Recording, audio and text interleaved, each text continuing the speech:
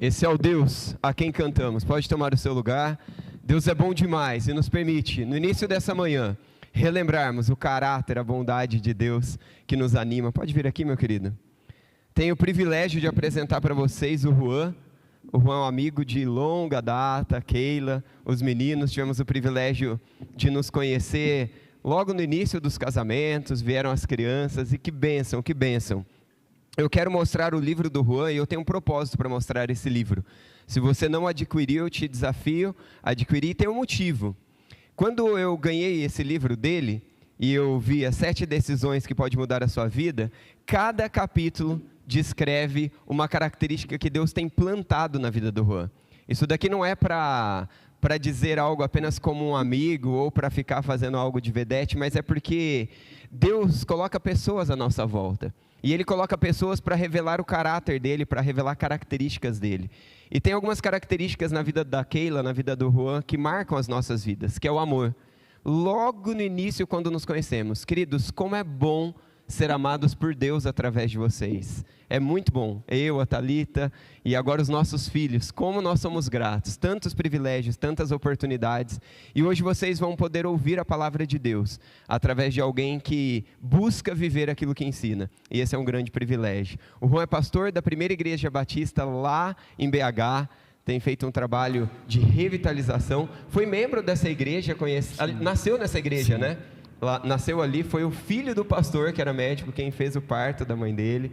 E aí depois saíram e se desenvolveram, se conheceram lá também, né? Sim. E voltaram, a igreja estava numa situação com uma fase muito ruim. E Deus tem feito um trabalho incrível ano passado. Esse ano ou ano passado? Que você foi? Esse ano, em fevereiro, carnaval, é verdade. Né?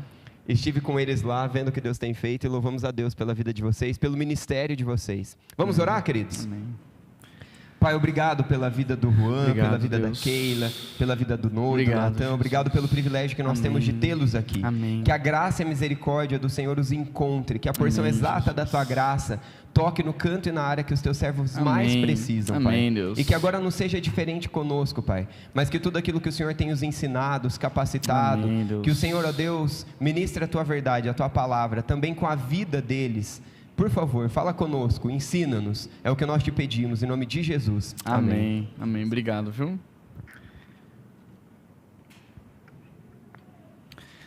Paulo César Baruch tem uma canção que diz assim: os amigos são a nossa riqueza. E de verdade, eu acho que a maior riqueza que nós temos são os nossos amigos, né? Biológicos e espirituais. Aqueles que Deus nos deu como família biológica e aquele que nos deu como família espiritual. Deus só criou 2 instituições ao longo da humanidade, que é a família biológica e a família espiritual. Isso é a maior riqueza da vida da gente. Então, de fato, compartilho de tudo que o pastor Walter falou, que é uma amizade que Deus nos presenteou. Nós somos muito gratos, mas essa é uma igreja de amigos, na verdade. Nós temos aqui o Leandro, o Lucas, que eu já conheço também, eu acho que desde 2016, né, ou algo parecido. Pastor Clóvis também, que já nos abençoa. Então é uma igreja de amigos, é uma igreja que nós temos lembranças boas aqui. Eu estou muito feliz, eu quero apresentar minha família. Keila, minha esposa, está aqui comigo, fica de pé, meu bem. Já são 20 anos de história, tenho 2 filhos, não sei aonde eles estão. Estão ali. Então fiquem de pé aí para o pessoal conhecer vocês. O mais velho é o Noah, tem 9 anos. E o caçula é o Natan, tem 8 anos. Como o Walter falou, eu sou natural de Belo Horizonte. Hoje faço parte aí da 3ª geração da minha família nessa igreja, a primeira igreja batista de Belo Horizonte. Na verdade, agora os meus filhos são a 4ª geração da nossa família nessa igreja. Nasci lá, quase que literalmente, porque quando você diz assim, eu nasci na igreja, não é tão literal, né? No meu caso, quase que foi literal, porque o filho do pastor Murilo Cassetti, uma lenda no Brasil, já é falecido há mais de 20 anos, mas o filho dele que fez o parto da minha mãe para eu nascer, quase que nasci lá dentro, mas eles nos levaram para o Hospital Evangélico de Belo Horizonte. Eu nasci no Hospital Evangélico, não tinha como muito fugir daquilo que Deus tinha para a gente.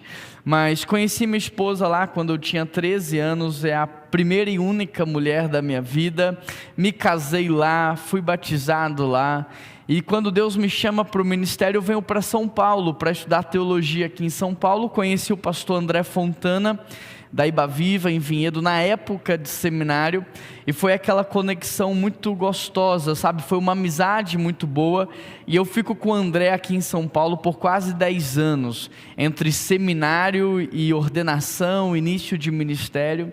Quando é 2018, eu recebo esse convite para voltar para BH, para a revitalização dessa igreja, e quando nós voltamos para BH, nós encontramos uma outra realidade, uma realidade completamente diferente daquela da qual nós saímos de lá. Nós encontramos uma igreja que estava na fase do abandono, nós encontramos uma igreja com uma dívida muito alta, com problemas na justiça, um prédio abandonado, o prédio é tombado pelo patrimônio histórico, tanto do município quanto do estado. Então eles tombam o patrimônio, mas não dão recursos na manutenção. A igreja teve nos últimos 10 anos, enquanto nós estávamos aqui, mais ou menos 10 rachas. Então as pessoas foram embora, ficaram um grupo de 25 pessoas na igreja, e essas 25 pessoas que ficaram ali eram idosos, que já estavam lá há 70 anos, há 60 anos. Essa semana mesmo eu fiz o velório da membra mais antiga da PIB-BH, 85 anos de membresia, 85 anos de membresia, lúcida, conhecia a história inteira, e uma mulher incrível, terminou com um testemunho muito ilibado. E essas pessoas que ficaram ali e sustentaram a igreja ainda ficou quase 4 anos sem pastor nenhum. Então o cenário era muito cruel, e eu queria compartilhar, ou começar esse momento aqui compartilhando com vocês o que nós estamos vivendo lá, porque saímos de um cenário aqui completamente diferente em Vinhedo, uma cidade estruturada, uma cidade tranquila, e fomos para o hipercentro de Belo Horizonte, o marco zero da cidade, o hipercentro de BH, num prédio muito antigo, com problemas de estacionamento, toda aquela crise que você sabe que uma cidade ou uma metrópole passa. Eu queria compartilhar um pouco com vocês como uma inspiração.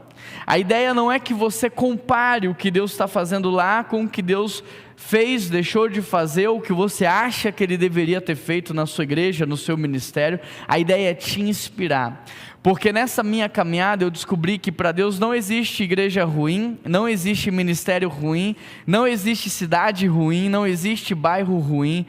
Quando Deus está, Ele transforma desertos em oásis. Quando Deus está, Ele transforma a geografia do lugar. Ló escolheu as Campinas Verdes, e aquilo foi destruído pelo fogo. Abraão esperou Deus direcionar, e Deus o levou para a terra prometida. Então nós precisamos unicamente depender e conhecer a vontade de Deus. E a minha palavra inicial nesse momento agora é uma palavra inspirativa. Eu quero muito que você saia daqui inspirado nessa manhã. Tanto o Leandro, o Lucas, o Walter, eles me disseram que essa manhã é uma manhã de encontro com líderes. Eu acredito que todos que estão aqui lideram. E nós lideramos, na verdade, tanto no informal quanto no formal. Nós lideramos na intencionalidade, mas também na falta de intencionalidade. E a verdade é que líderes, eles precisam ser apaixonados. Líderes precisam ser inspiradores. Líderes precisam estar com o balde cheio. E nessa minha caminhada eu tenho sempre buscado estar perto de homens que amam mais a Deus do que eu, porque eu quero crescer. Eu quero amar mais. Eu quero ser constrangido com pessoas que amam mais a esposa do que eu, porque eu quero amar mais a minha esposa.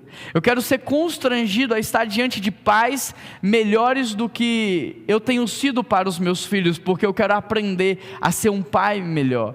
Eu quero ser constrangido com pastores mais piedosos do que eu, porque eu quero crescer na minha intimidade com ele. Eu quero ser constrangido com homens que lideram melhor, porque eu quero melhorar na minha liderança. A verdade realidade é que todo mundo ganha quando um líder melhora. Todo mundo que está ao redor dele, e aqueles que não estão nem diretamente ligados a ele, todo mundo cresce e ganha quando um líder melhora. Então a minha palavra nessa manhã é para você que é líder, líder na sua casa, líder na sua família, para você que inspira, para que nós possamos crescer um pouco mais. E eu queria, vocês vão passando aí, ou como que eu posso fazer? Ou eu passo daqui? Você passa de lá, né? Tá bom, então esse é o cenário nosso. Em 2018, nós tínhamos 25 membros ativos, mas a verdade é que quando nós assumimos lá, desses 25 aí, nós perdemos uns 7 talvez. Eu me lembro de uma cena, pastor Walter, que o rapaz que cantava no louvor, pastor Clóvis, e tocava, ele cantava, tocava, e ele cuidava do som, era só ele para fazer isso tudo. Então ele estava aqui cantando e tocando, e ele falava assim: gente, agora é só a igreja cantava, ele corria para ajustar o som na mesa, e depois ele voltava. E quando nós chegamos e começamos a implementar uma visão de equipe, de pessoas, ele foi um dos que saíram. Ele não gostou do fato da gente trazer mais pessoas para poder ajudar.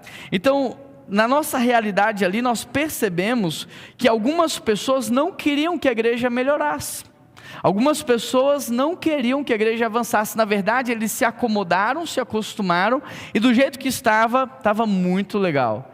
E dessas 25 pessoas, nós perdemos aí talvez umas 7 pessoas nessa caminhada inicial. Nós não tínhamos nenhum grupo doméstico, nenhum culto nos lares, nenhum pequeno grupo, nenhum PGM, nenhuma célula. Eu não sei qual é o nome que vocês conhecem aqui na região, mas nós não tínhamos nenhum encontro nas casas. A igreja tinha aí 3 funcionários, e ela mal conseguia pagar esses 3 funcionários na área da limpeza. Não tínhamos pessoas vocacionadas, uma igreja abandonada e completamente sem relevância na cidade. O prédio abandonado, as paredes manchadas, o prédio sujo, literalmente muito abandonado. Aí em 2018 acontece a nossa cerimônia de posse. É o próximo slide aí que vocês estão vendo. Ali tem o pastor André Fontana. Pastor Walter estava por aí também, né, pastor Walter? Ou não? Você não foi? Não acredito, pastor Walter. Agora eu fiquei sentindo, a amizade deu uma balada agora. Eu tinha na cabeça que o Walter estava lá. Era melhor ter ficado na cabeça que o Walter estava lá. Mas pastor André Fontana, a minha história é uma história assim muito bonita com o meu pastor, sabe? Pastor André Fontana é o meu pastor até hoje. Sempre que eu venho em São Paulo, eu dou um jeito de passar lá. Eu não posso vir aqui e não passar lá. Mas eu estava conversando até com o Estevão ali, que mais ou menos em 15 ou 16, eu recebi um convite até para ir para Santa Bárbara do Oeste, para uma igreja lá para pastorear. E eu tinha passado, pastor Clóvis, até na assembleia da igreja, e o pastor André Fontana chegou no final e falou assim: não estou sentindo no meu coração que você deve ir. E eu vou, e aquele negócio pulsando no meu coração, porque desde que eu fui para o seminário, eu sabia que o meu chamado era ser pastor de uma igreja, como pastor titular. O André sabia disso, eu sabia, mas eu entendi aquele processo ali como o meu processo de formação. Mas eu já estava há 6 anos na igreja, e eu: não, André, é a minha vez, chegou a minha vez, eu vou. E ele: não, cara, eu estou sentindo que não é para você ir. E eu fui passando no processo, e o processo evoluindo, eu cheguei a passar na assembleia, a igreja já fazendo aquela organização final.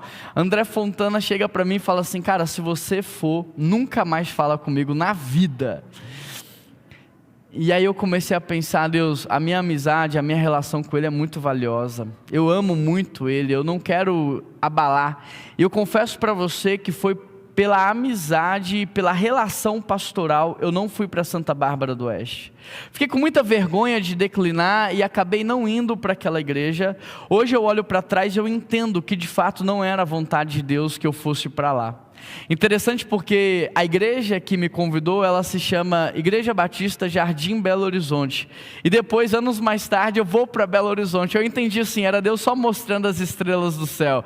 Ele falou assim, calma filho, eu vou te mostrar as estrelas, mas a promessa ainda está para chegar. Quando chega 2017, que eu recebo o convite para BH, o André fica muito bravo comigo, muito bravo, ele não queria que eu fosse. E aí, passado algum tempo, ele fala assim para mim, Juan, Deus está movendo o meu coração. Marca uma reunião com a diretoria em BH, eu vou lá conversar com eles para saber se esse negócio é de Deus ou não para a sua vida. André Fontana vai para Belo Horizonte, eu vou com ele agenda tudo, organiza tudo, só que chega lá, a reunião com a diretoria é horrível. Ele percebeu que a diretoria era uma diretoria muito mal intencionada e que por causa disso a igreja estava sofrendo tanto. Era uma diretoria de homens carnais, sem vida com Deus, sem visão de igreja, e ele acabou com a raça de todo mundo. Ele falou assim, olha, a culpa da igreja está como está é de vocês. Enquanto vocês não reclinarem, não abdicarem do cargo, essa igreja não vai avançar. E foi uma reunião terrível. Eu me lembro que a reunião não terminou boa, não terminou bem. Nós fomos pro hotel e eu pensei, não é Belo Horizonte também. Nunca mais vou voltar para esse lugar. Eu sei que quando o negócio é de Deus, Deus usa todas as coisas, as boas e as ruins. Aquela reunião com aquela diretoria foi fundamental para aquilo que Deus haveria de fazer mais tarde. Quando passou um tempo, a igreja faz um convite oficial, eu estou resumindo bem a história, mas a igreja não tinha condição de arcar com o nosso salário, com o nosso sustento em Belo Horizonte. A realidade financeira da igreja lá era muito, muito cruel. O André nos segurou, nos sustentou em Belo Horizonte por mais ou menos 4 ou 5 meses. Eu não sei se ele fez isso do bolso dele, ou se foi um sustento que a igreja daqui deu, mas não tínhamos vínculo, ligação, a igreja aqui não tinha essa obrigação. Mas ele nos sustentou lá durante 4 ou 5 meses, até que a igreja pudesse caminhar sozinho. Na nossa posse lá em Belo Horizonte, foram quase 2 ônibus daqui de Vinhedo, e de fato, nós nos sentimos enviados pela nossa igreja aqui, no interior de São Paulo, para Belo Horizonte, e assim nós começamos lá em BH, essa é a nossa cerimônia de posse. Esse senhor de cabelo branco, que está com a mão na minha cabeça, ele é o meu avô. E eu quero falar um pouco dele para vocês, porque só sou pastor hoje por causa do meu avô. Os meus pais, eles estavam afastados da igreja, e o meu avô ia me buscar todas as sextas-feiras para que eu pudesse passar o final de semana na casa dele. Na verdade, o que ele queria mesmo era me levar para a igreja, esse era o objetivo final. Eu lembro que no domingo ele me vestia como se eu fosse ele, com as roupas dele. Não importava a roupa que eu tinha escolhido para ir no domingo, eu ia com a roupa dele. Então ele dobrava aquelas camisas sociais, a calça, e eu ia como se eu fosse um diáconozinho, como ele, para a igreja. Eu lembro que a gente chegava 6 horas da manhã no domingo na PIB-BH. O culto era 10, a IBD era 9, mas 6 horas da manhã a gente estava lá e eu falava assim, avô, meu avô, por que a gente tem que chegar às 6 da manhã? E ele falava assim para mim, Juan, e se alguém faltar? E se acontecer alguma coisa com alguém e a igreja precisar? Se a igreja precisar, nós estaremos lá. Eu me lembro que em 60 anos de membresia do meu avô nessa igreja, ele faltou 6 cultos antes da pandemia. E os 6 cultos que ele faltou foram todos ou por internação ou problema médico. Não tinha um emprego, não tinha um compromisso que impedia o meu avô de servir a igreja. Ele era motorista de ônibus e de caminhão, e quantas vezes ele deixou o caminhão em algum lugar, pegava um outro ônibus, voltava para servir no domingo, e quando acabava o domingo ele voltava para buscar esse caminhão. Hoje, tudo que eu sou e como eu me relaciono com a igreja local, com a palavra e com Deus, tem muito a ver com o exemplo que eu tive dentro de casa, mas eu vou falar um pouco mais sobre isso. E essa foto para mim ela é muito importante, porque de todos que estão ali, ele é o único que coloca a mão na minha cabeça, e eu entendo que é Deus falando assim, olha, eu sou um Deus geracional, eu estou trabalhando com famílias. Pode passar a próxima foto? Aqui é um pouquinho do nosso início. A gente já estava alguns meses ali na PIB-BH, já conseguimos trazer algumas pessoas para nos ajudar no louvor. Então um pouquinho do nosso início, da realidade, um culto muito vazio. A PIB-BH tem um auditório para 1000 pessoas, mas um culto muito vazio, poucas pessoas. Em 2018 nós começamos, pode passar a próxima foto, a nossa transição para o digital. Então em 2018 nós fizemos a nossa primeira postagem aí no dia 31 de julho, começa o Instagram da PIB-BH. No próximo slide, o nosso início, a nossa caminhada inicial no YouTube. A primeira postagem também foi 10 de novembro de 18, a segunda foi 8 de novembro de 2019, um ano depois. Então um início muito lento no digital ali.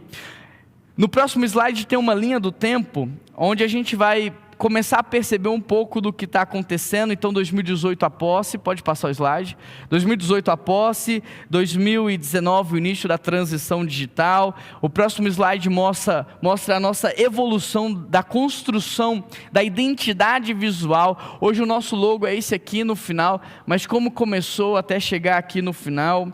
Em 2020 começa a pandemia, estoura a pandemia, pode passar, enquanto eu vou falando você pode ir passando. Em 2020 começa a pandemia. E aí tem uma imagem na pandemia, eu e minha esposa começando já a gravar os cultos em casa, com o nosso celular, sem estrutura, sem receita, sem nada. Hoje nós temos vídeos no nosso YouTube, vídeos do Ministério Infantil com 300, 400 mil views mês, mas tudo começou assim, sem estrutura, sem técnica, sem nada. A gente começou dentro de casa, eu e minha esposa. Em 2020 tem aí também uma foto de um vídeo do primeiro culto nosso online, e foi muito engraçado. Pode passar o próximo slide, porque quando a pandemia estourou, eu estava ali com, 17, 18 pessoas idosas, e eu pensava assim, como, pastor Clóvis, eu vou ensinar esses idosos de 80 anos a entregar o dízimo por Pix? Muitos não tinham nem smartphone, tinham aquele celularzinho que era só para ligar. E eu falava assim, meu Deus, como que esse pessoal vai entregar o dízimo agora? Eu não posso ter contato com eles, porque todos de muita idade. Como que vai fazer? Eu lembro de ligar para alguns amigos e falar assim, como que está sendo esse mês aí na igreja? Caiu muito a receita, porque a nossa receita já era muito pequenininha. Como que a gente vai sobreviver? E de fato foi um início muito desesperador. Eu me lembro de falar para minha esposa, porque eu fui para BH 2 anos antes, 1 ano e meio antes da pandemia. E eu lembro de falar para ela assim, por que a gente não esperou só mais um pouquinho em Vinhedo? Por que Deus trouxe a gente para BH 1 ano e meio antes da pandemia? Porque seria muito confortável para mim ter ficado na Ibaviva. Uma igreja estruturada, com ministério digital, com fundo de reserva, eu não teria preocupação nenhuma, desespero nenhum, mas Deus sabia o que Ele estava fazendo, e aí nós começamos lives, pode passar o próximo slide, todos os dias no Instagram da PIB-BH, convidava pessoas, todos os dias, meio-dia a gente entrava ao vivo, e nós começamos a fazer um trabalho de evangelismo no Instagram da PIB-BH e no YouTube da PIB-BH, sem estrutura, sem câmera, sem pessoas, mas todos os dias nós entrávamos ali para evangelizar pessoas no online, no TikTok, no YouTube, e entramos assim, numa imersão mesmo dentro do digital. Em 2021 nós abrimos a igreja e nós começamos a ter um pouco do retorno desse evangelismo no digital. Algumas pessoas começaram a aparecer. Hoje eu tenho membros da minha equipe ministerial que foram alcançados na pandemia. Eles aceitaram Jesus no digital. Quando a igreja reabre, eles vêm para a igreja, vivem todo esse processo de batismo, discipulado, e hoje estão lá servindo. Pode passar o próximo slide, algumas fotos aí dessa reabertura. Em 2022 nós começamos a nossa formação da equipe. Em 2023 nós começamos a usar a IA para otimizar o nosso trabalho. Então hoje nós usamos a IA no processo administrativo da igreja, no processo de criação de vídeo, de imagem. Nós usamos a IA em todos os processos da igreja para nos liberar tempo para fazermos aquilo que nós somos chamados a fazer e automatizar muitos processos que são mais burocráticos e processos repetitivos. algumas fotos aí do antes e depois. Volta uma, por gentileza. Esse era o nosso auditório, ele era amarelo, bem fechado, com muita madeira ao redor. O teto era verde musgo. A foto não passa isso, mas as paredes muito sujas, muito manchadas. Pode passar a próxima foto. Essa foi uma conferência que nós fizemos ali de juventude. Pode ir passando. O quarto andar da igreja, do prédio anexo, ele estava há 20 anos interditado. Ali tem algumas escoras, o telhado estava cedendo. E lá no passado, quando isso aconteceu, eles não conseguiram documentação para fazer a obra. A documentação era muito difícil, porque a gente está na principal praça da cidade. Passa 2 milhões de pessoas ali dia nessa praça. Todas as grandes avenidas de BH desaguam nessa praça. Eles fazem essa grande rotatória para pegar outra avenida.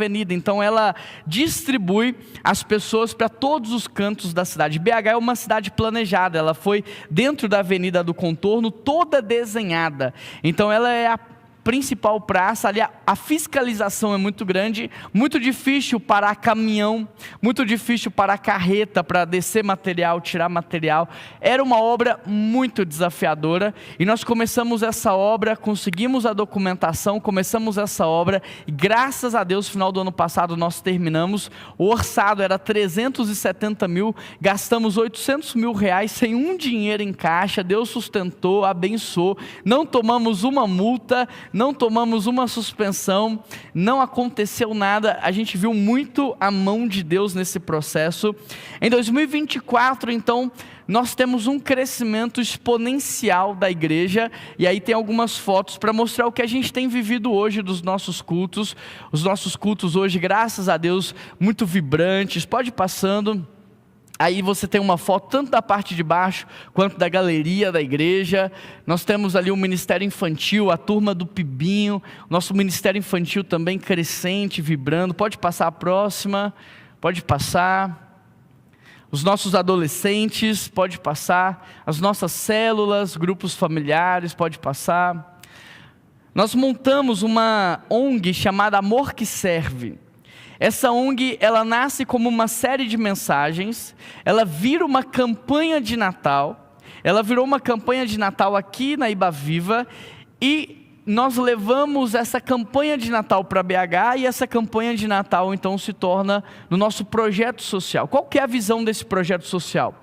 Devolver o protagonismo da vida para o indivíduo.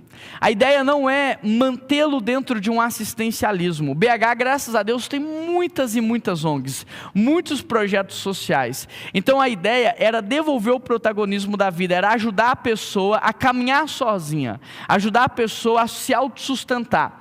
Então essa ONG, ela trabalha muito com cursos que geram receita rápido, formação. Então tem todo um processo de triagem com psicólogo, assistente social, todo esse processo, e depois ela é encaminhada a fazer alguns cursos, e essa ONG desenvolveu algumas startups. Essas startups contratam as pessoas que estão no curso, mas também geram receita para o sustento da ONG. Porque nós queríamos e sonhávamos com uma ONG autossustentável, que não dependesse de dinheiro público, e que eu não ficasse o tempo todo pedindo dinheiro para as pessoas. Então hoje nós temos algumas startups debaixo dessa ONG, nós temos uma escola de inglês chamada Jesus é Tudo, nós temos uma editora chamada Catedral, que é a editora que publicou esse livro, o nosso devocional. Me empresta um devocional aqui, um álbum de figurinhas, meu bem. Esse devocional, essa é a 3ª edição, ele junto de um devocional é um planner também, e nós desenvolvemos também um álbum de figurinha dos personagens bíblicos. Então o devocional, ele trabalha pessoas comuns vivendo histórias extraordinárias, são os personagens bíblicos, e ele sempre vai trazer essa aplicação de que da mesma forma que eles eram pessoas comuns e viveram histórias extraordinárias com Deus, que nós também somos pessoas comuns, mas com Deus vivemos histórias extraordinárias. E que tem todos os personagens bíblicos. A ideia é que a família faça o devocional e depois escolhe a figurinha daquele personagem no álbum, para fixar na cabeça da criança, do adolescente, a imagem, para fixar o nome, fixar a história. Então é alguma coisa didática para acelerar o processo de conhecimento bíblico, e tudo isso aqui é feito pela nossa editora, então, Catedral. Todo o lucro sustenta os projetos sociais. Nós temos produção de necessaire, escola de música e muitas startups ali que vão nascendo e gerando receita e contratando os próprios alunos dessa ONG, e a gente criou meio que um ciclo onde todo mundo de alguma maneira é abençoado. Pode ir passando. Essa foto mostra um braço social do projeto, que é também com moradores de rua, pessoas adictas. Pode passar, pode passar, pode passar. Aí é o prefeito de Belo Horizonte, o Fuad, era vice do Calil. O Calil sai para deputado ano passado, e o Fuad assume como prefeito, e ele recebendo os nossos devocionais. Pode passar. Aí um pouco do devocional por dentro, a parte do planner dele, pode ir passando, o álbum de figurinha, ali um exemplo de uma figurinha. E o 7 Decisões, ele é um livro que ele nasceu como uma forma de permear a nossa cultura. 7 Decisões são os valores da PIBBH. Antes de ser os valores da PIBBH, são os meus valores pessoais, são os valores da minha família. Amor, gratidão, generosidade, honra, submissão, eram os nossos valores. Como o Walter falou assim, olha, eu consigo ver isso na sua vida, porque são os valores que nós escolhemos aplicar na nossa vida. E nós escolhemos aplicar na igreja. A prática desses valores formou uma cultura forte. Esse livro nasce como uma série de mensagens para que a igreja conhecesse e praticasse os valores. Da série de mensagens nós produzimos manuais para que todos os membros pudessem ler e praticar esses valores. E do manual então nasce o livro, e esse livro pode ser aplicado na sua vida, no seu casamento, na sua empresa, na igreja. A ideia é que ele possa formatar uma cultura forte. Pode passar o próximo slide. A nossa escola de inglês, pode passar. E qual que é a realidade hoje da nossa igreja 6 anos depois? Então nós saímos de 25 membros ativos para 900 membros ativos. Nós hoje temos 50 grupos familiares, 17 funcionários na igreja em tempo integral, 14 seminaristas estudando, uma igreja bem cuidada e uma igreja totalmente relevante. E a ideia de compartilhar isso com vocês é para mostrar que não existe campo ruim, não existe igreja ruim, não existe lugar ruim. Quando nós entendemos a vontade de Deus para aquele lugar e nos tornamos obedientes àquilo que Deus quer fazer, o sobrenatural acontece. O meu papel na PIBBH nesses últimos 6 anos não foi criar uma visão, não foi inventar uma missão, não foi inventar algo novo, inventar a roda. O meu papel principal foi discernir o porquê há 112 anos atrás Deus decidiu criar a PIBBH. O que estava no coração de Deus quando Ele deu palavras de ordem para que homens e mulheres se movessem para formar aquela igreja? O que estava no coração de Deus quando Ele decidiu me levar para BH? E o meu processo foi discernir o que Deus queria fazer e orar, Deus, não deixa eu atrapalhar. Eu não quero atrapalhar o Senhor naquilo que o Senhor quer fazer. Me ajude a ouvir, a ser obediente e me ajude a praticar aquilo que o Senhor quer. E quando nós somos submissos, obedientes, renunciamos à nossa vontade para cumprir a vontade do Senhor, aquele que mandou, Ele garante o resultado. E o que a gente tem vivido lá é algo muito sobrenatural, que vem do coração de Deus. E aquilo que a gente está vivendo lá é algo que você pode viver também na sua igreja. Porque o mesmo Deus que está lá, Ele está com você, Ele está comigo. O mesmo amor que Ele tem por essa igreja, Ele tem pela sua. Eu queria convidar você agora a abrir a sua Bíblia comigo. Em Lucas capítulo 1, verso 5.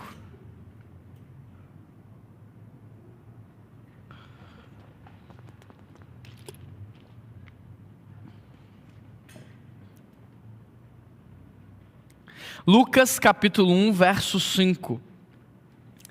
Quem achou, diz achei. Quem não achou, diz espera aí. Está projetado aí também o texto. E eu queria convidar você mais uma vez a orar comigo. Só que agora eu queria te inspirar a perguntar para Deus o porquê que Ele te trouxe aqui nessa manhã. Muitas pessoas poderiam estar aqui nessa manhã, mas você está. Talvez você possa ter pensado assim, fulano deveria estar aqui. Não, se Deus quisesse que ele estivesse aqui, ele estaria. Se você está aqui é porque Deus quer falar com você. Agora a grande questão é, Deus vai falar de um modo universal com todos os crentes que estão aqui, mas Ele vai falar também de modo individual e pessoal com você, se você estiver atento ao que Ele quer falar. O que Deus quer falar com você nessa manhã? O que Deus quer fazer na sua vida? Qual que é o processo em que você está? Para onde Deus está te levando? Eu queria que você perguntasse isso para Ele e diga assim: Deus, olha, eu tenho muitas perguntas, eu queria entender algumas coisas, e eu sei que o Senhor me trouxe aqui nessa manhã porque o Senhor quer falar algo comigo, e eu peço ajuda ao Senhor para que eu consiga te ouvir. Eu peço ajuda ao Senhor para silenciar dentro de mim todo barulho, toda distração, tudo que me impede nessa hora de concentrar, de te dar a minha atenção. Pede Ele para que as barreiras caiam por terra. Talvez você está olhando para mim e já criou um preconceito, uma barreira. Talvez você já olhou para mim e por algum motivo você não está querendo me ouvir. Peça a Deus, sabe por quê?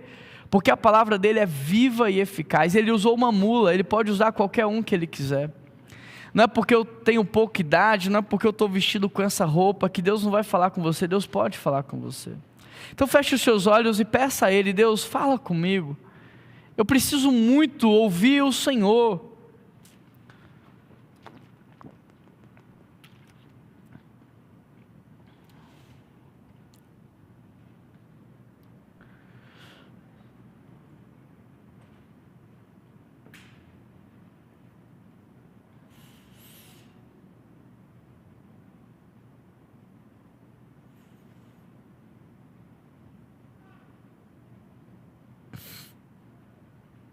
Deus, nós queremos com muita humildade no coração, Pai, com muita humildade, pedir ao Senhor que fale conosco.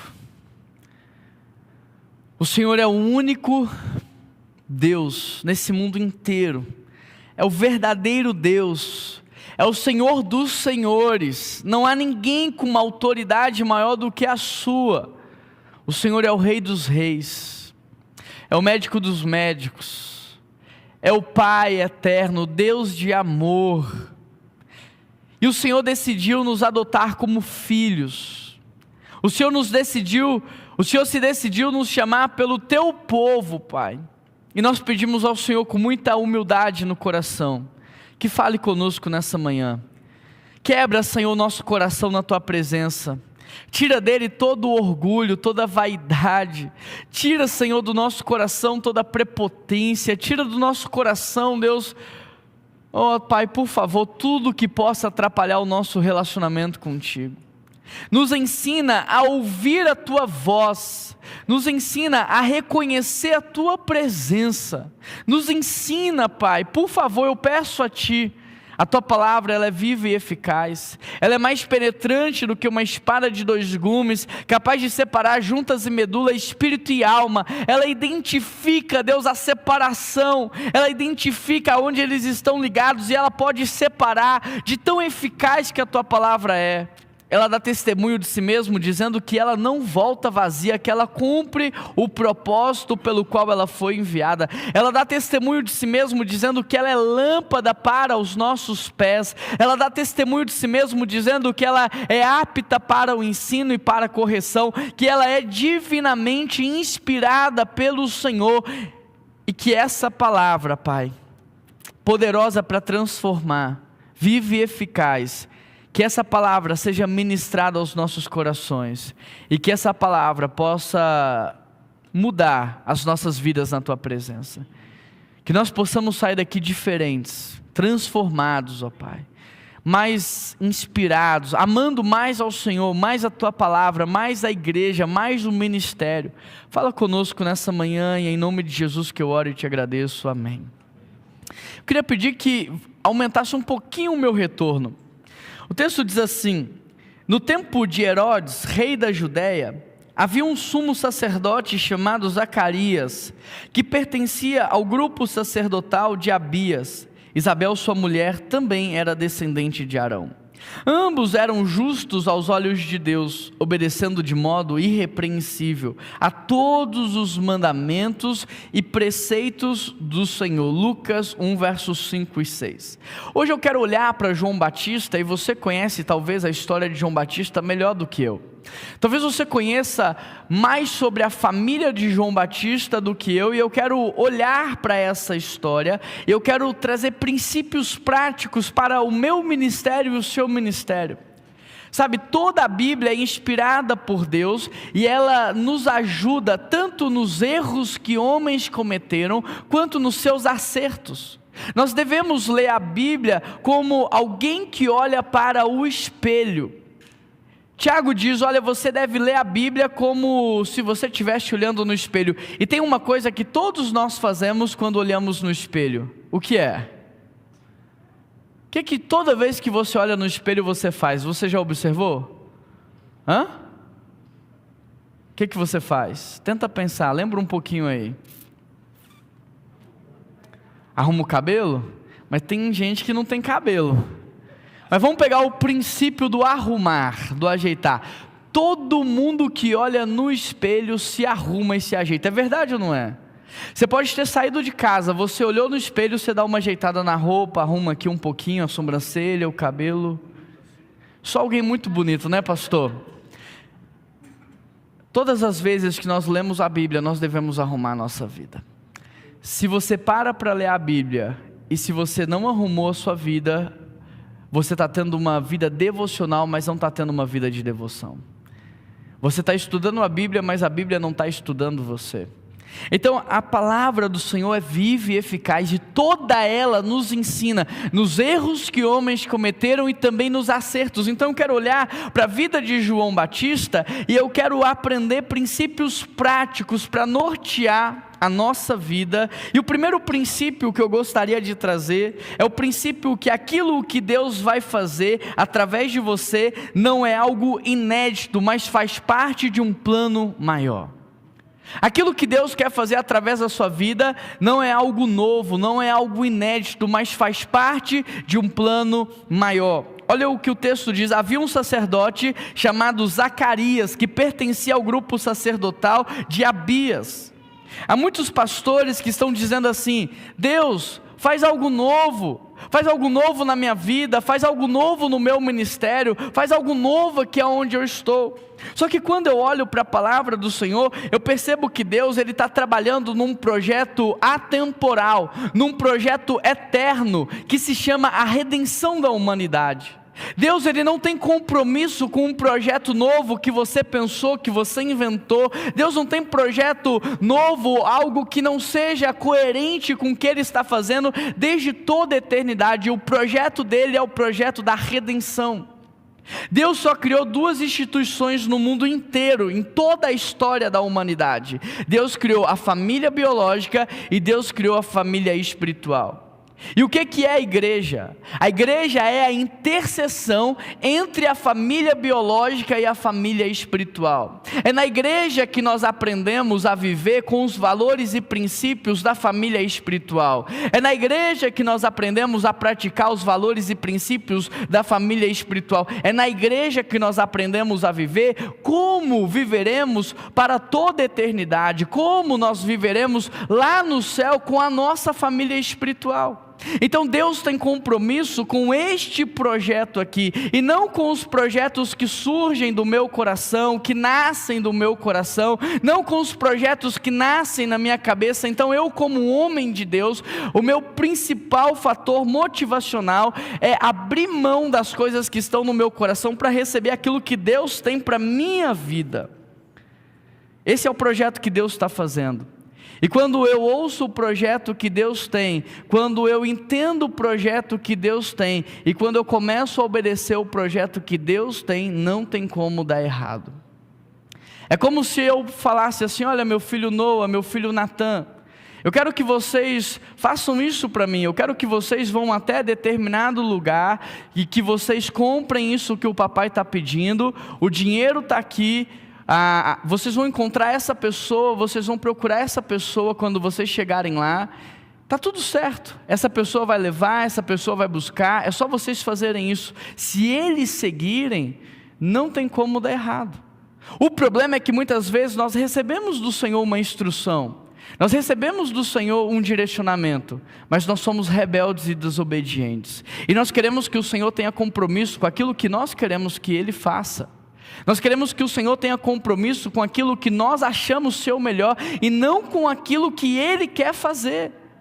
Então aquilo que o Senhor vai fazer através da minha e da sua vida não é algo inédito, mas faz parte de um plano maior.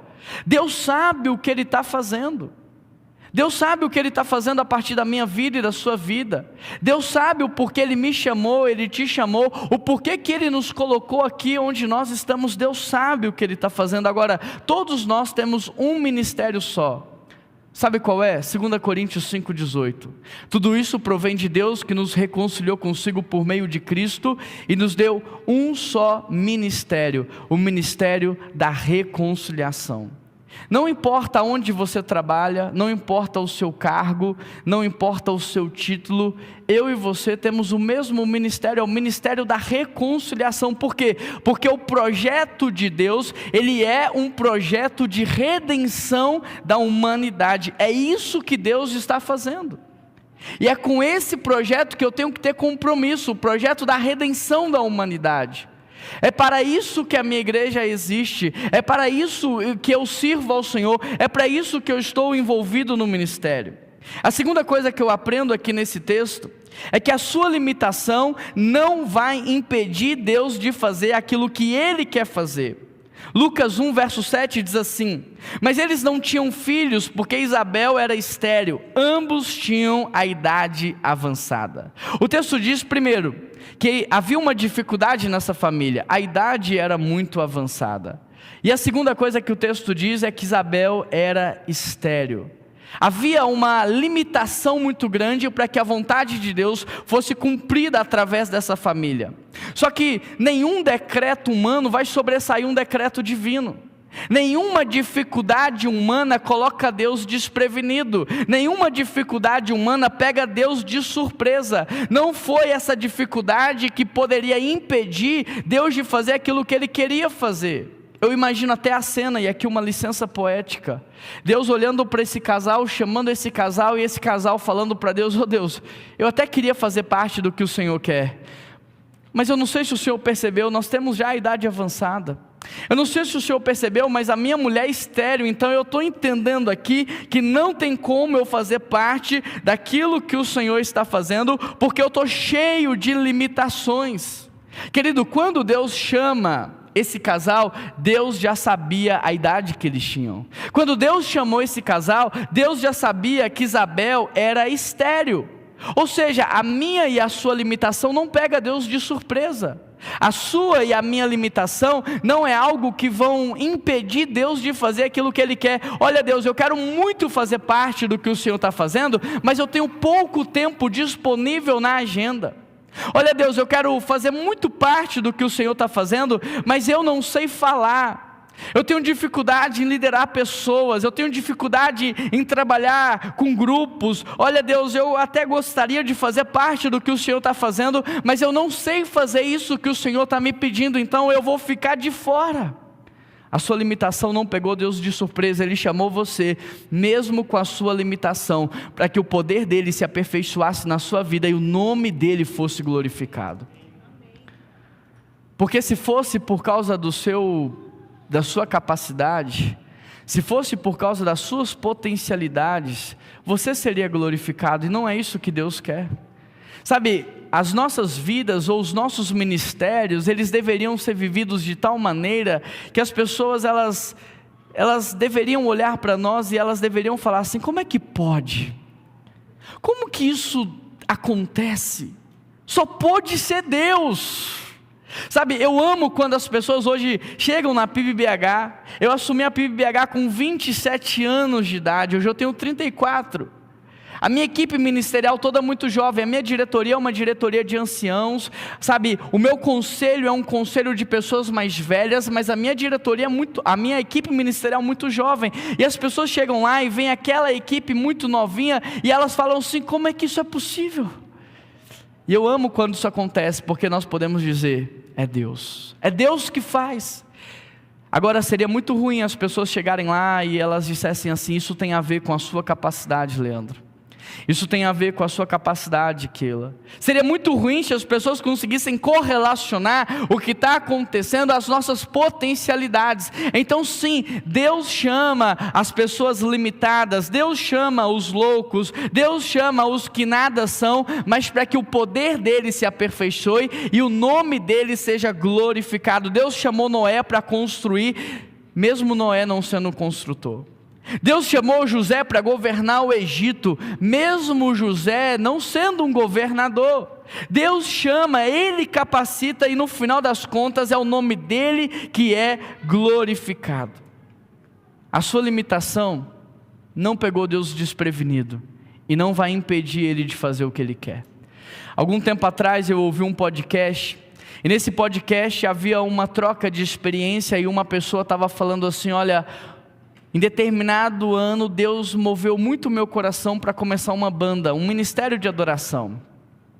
E esse ministério de adoração, ele se chamava Trazendo a Arca. E eu falava para Deus assim: oh Deus, mas esse não é o meu momento, não é o meu tempo de vida para fazer isso. Eu estou aqui envolvido em tantos projetos, em tantos trabalhos, que talvez seja uma outra época, uma outra área da minha vida, ou no futuro eu faça isso, mas agora não. Passado algum tempo, nasce no Rio de Janeiro o ministério Trazendo a Arca, varreu as igrejas da nação inteira com as suas canções, e essa pessoa dando o testemunho no podcast, falando assim: aquilo que Deus quer fazer, Ele vai fazer, e se você não estiver pronto e disponível para Ele, Ele vai levantar outra pessoa, mas aquilo que Ele quer fazer, Ele vai fazer. É um privilégio muito grande fazer parte do que Deus está fazendo.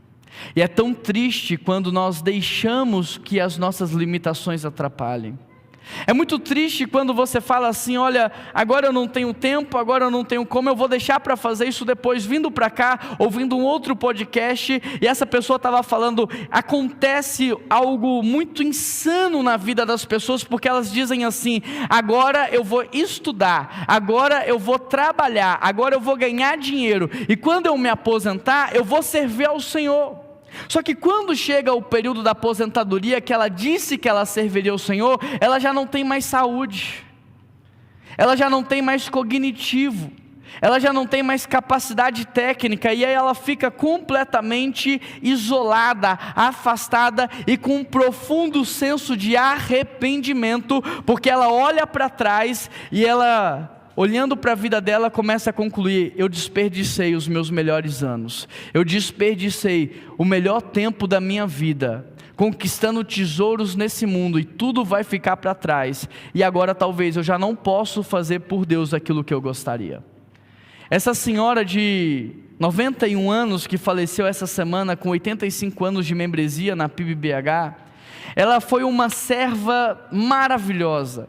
Não tem uma pessoa que conviveu com ela ao longo da vida que pudesse dar um testemunho negativo a respeito dela.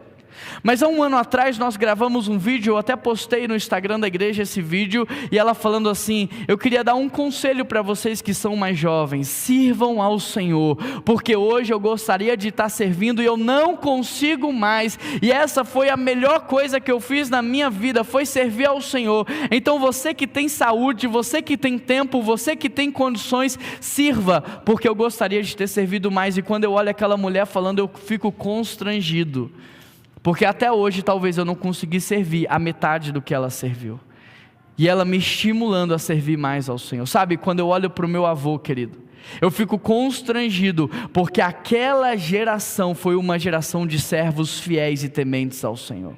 Eu olho para a minha vida e eu fico pensando: eu estou aqui colocando um monte de limitações para servir ao Deus, um monte de impedimento, e aquela geração, eles não tinham barreiras, eles davam tudo o que tinham, eles serviam com tudo o que eles tinham. Qual é hoje, de verdade, o motivo pelo qual você está servindo pouco ao Senhor?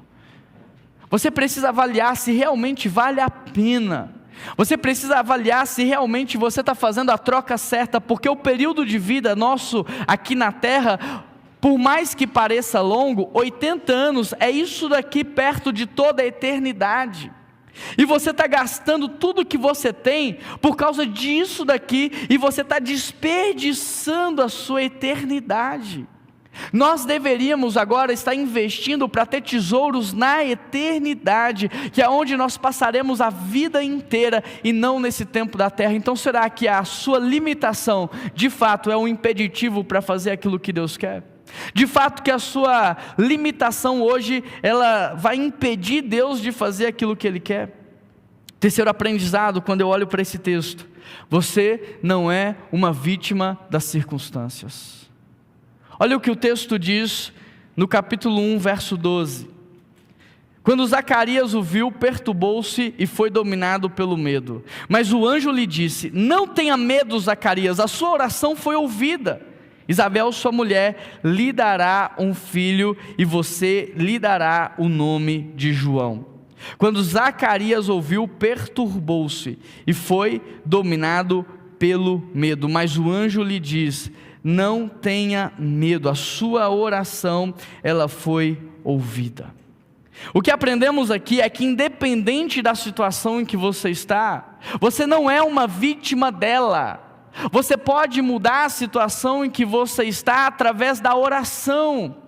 Sabe, a Bíblia diz assim: clame a mim e eu responder-te-ei, e eu anunciar-te-ei coisas grandes e firmes que você ainda não sabe.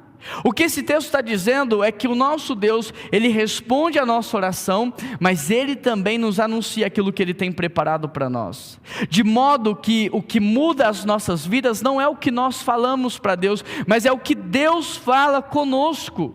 O problema é que nós entramos na oração para falar, mas nós não paramos para ouvir.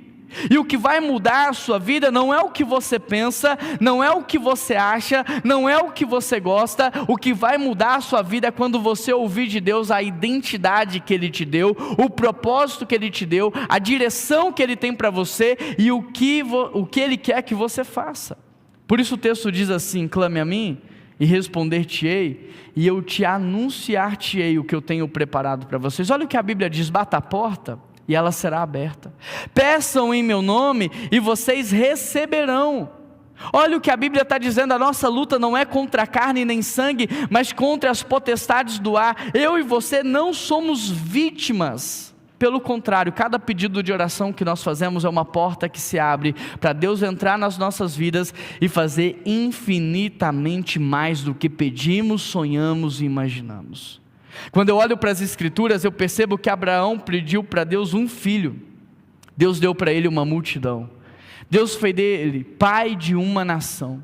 Quando eu olho para as Escrituras, eu percebo que Ana pediu a Deus um filho. Deus deu para Ana mais do que um filho qualquer. Deus deu para Ana Samuel, um homem revestido de autoridade, um homem que transicionou Israel do período dos juízes para a monarquia, um homem que instituiu Saul como rei, destituiu Saul como rei, e o homem que foi colocado por Deus agora para ungir Davi.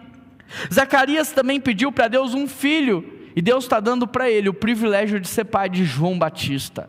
Cada pedido de oração que você faz, na verdade, é uma brecha, é uma oportunidade, é uma porta aberta para Deus entrar na sua vida e fazer infinitamente mais. Por isso a Bíblia diz assim: olha, entra para o teu quarto, e o pai que te vê no secreto, ele te recompensa no público. O que a Bíblia está dizendo é que eu e você não entramos no quarto para ver Deus.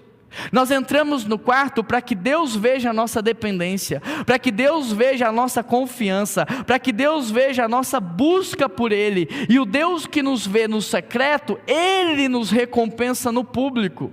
Então eu e você não somos vítima de nenhuma circunstância e de nenhuma situação. Nós podemos orar e realidades são transformadas através da oração. Eu me lembro de uma vez, eu era seminarista ainda aqui na Iba Viva, e nós tivemos uma situação muito chata na igreja. Nós tivemos uma agressão física de um membro da igreja em relação a um servo que servia no estacionamento. E aquele homem que agrediu o servo, ele já era conhecido por toda a igreja pela sua explosividade. Ele já era conhecido por toda a igreja pela sua agressividade, já era algo assim que todo mundo sabia, todo mundo conhecia, e aconteceu essa infelicidade. Ele chegou para estacionar o seu carro num domingo, não tinha a vaga que ele queria, ele ficou estressado, desceu do carro e aquele servo era um senhor de idade, e ele agrediu fisicamente aquele senhor de idade. André Fontana falou assim: Juan, é você que vai cuidar dessa situação essa semana. Seminarista eu acho que serve para isso, né, pastor Clóvis? Eu falei: André, ele vai me agredir, ele vai bater em mim. Ele falou: não, Juan, é você que vai cuidar dessa situação.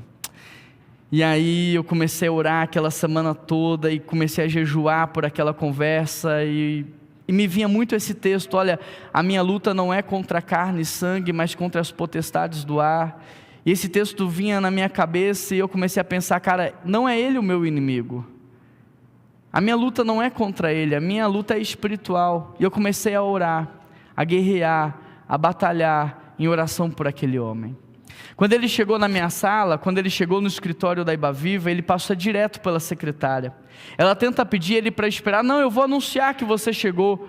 Mas ele não respeita ela, atravessa direto, ele já vem na minha sala direto, abre a porta com toda a força, e eu pensei: ele vai pular para cima de mim agora. Mas antes que eu pudesse fazer qualquer coisa, eu disse assim: fulano, eu só queria que você soubesse de uma coisa: eu passei a semana inteira orando e jejuando por você.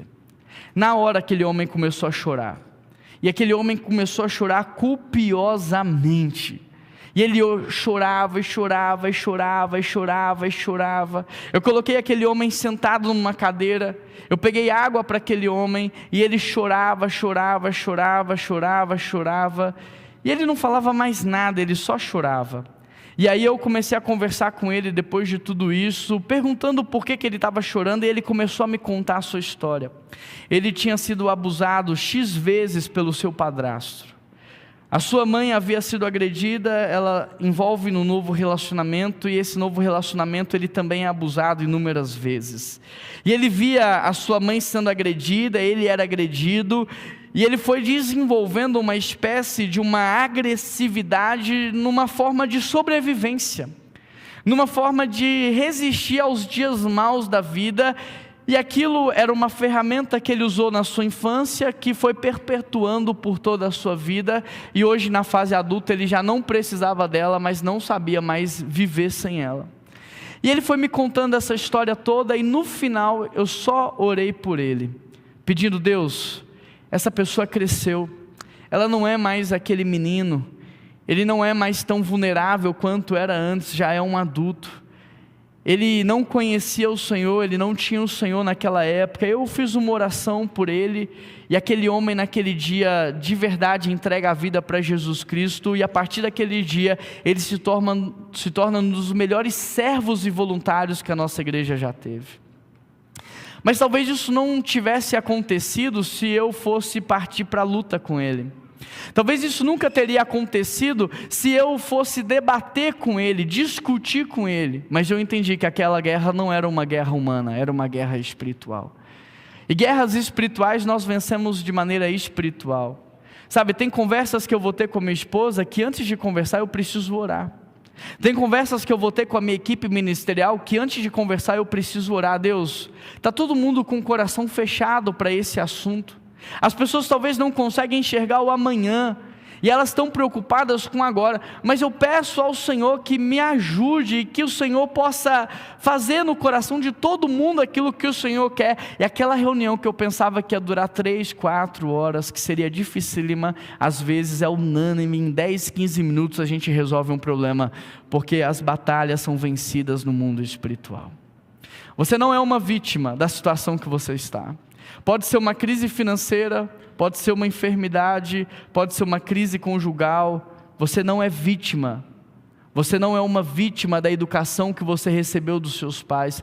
Você está aqui, você conhece a palavra de Deus, você conhece o verdadeiro Deus, você pode orar, e a sua realidade ela pode ser alterada. Amém, igreja? A quarta coisa que eu aprendo aqui nesse texto: o seu ministério precisa ser focado nas próximas gerações. O verso 14 diz assim: ele será motivo de prazer e de alegria, e muitos se alegrarão por causa do nascimento dele, pois será grande aos olhos do Senhor, nunca tomará vinho nem bebida fermentada, será cheio do Espírito Santo, fará retornar muitos dentre o povo do Senhor, ele irá diante do Senhor, no espírito e no poder de Elias, para fazer voltar o coração dos seus pais aos filhos. A responsabilidade de ensinar a próxima geração, querido, é nossa. Olha o que o texto está dizendo, que João Batista nasceria consagrado ao Senhor, que ele não poderia fazer algumas coisas, mas eu te pergunto, Deus está falando isso com João Batista? Deus está falando isso com quem? Com os pais de João Batista, e a responsabilidade de ensinar para João Batista como viver de modo santo, justo e piedoso, era dos pais. A responsabilidade de ensinar a próxima geração como servir a Deus é dos pais. Repare que o texto não diz que é da igreja, repare que o texto não está dizendo que é da escola, repare que o texto não está dizendo que é de outros pais, mas é que o anjo está falando com os pais de João Batista. No passado nem havia escola, tudo que uma criança aprendia com os pais. No passado não havia creche, não havia babá, tudo que alguém aprendia com os seus pais, e essa responsabilidade, ela é nossa. Quem deveria ensinar para João Batista sobre o voto do nazirado, o voto da consagração, eram os seus pais. Olha que interessante, porque no passado nós recebíamos muita herança, é verdade ou não é? As pessoas recebiam e deixavam muita herança, muitas posses, muitos bens, mas essa geração talvez seja a geração mais pobre que já pisou na face da terra.